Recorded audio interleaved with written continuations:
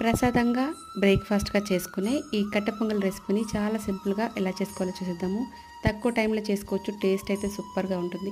ముందుగా ఒక కప్పు పెసరపప్పుని ప్యాన్లో వేసుకొని మంచిగా వేయించుకోవాలి. తర్వాత అదే కప్కి బియ్యం కూడా వేసుకొని 2 సార్లు మంచిగా వాష్ చేసుకొని తీసుకోవాలి. ఇప్పుడు ప్యాన్లోకి 1 టీ స్పూన్ నెయ్యిని కానీ వెన్నను కానీ వేసుకొని ఆ పప్పు బియ్యాన్ని వేసుకొని కొంచెం సేపు మంచిగా వేయించుకోవాలి. తర్వాత ఇప్పుడు ఏ కప్పుతో అయితే మనం రైస్ పప్పు తీసుకున్నామో అదే కప్పుకి 6 కప్పులు వాటర్ వేసుకోవాలి. వేడి చేసి వేసుకోవాలి. వాటర్ వేసి సరిపడా సాల్ట్ కూడా వేసుకొని కుక్కర్ మూత పెట్టేసుకొని 3 నుంచి 4 విజిల్ వచ్చేంత వరకు ఉడికించుకోవాలి.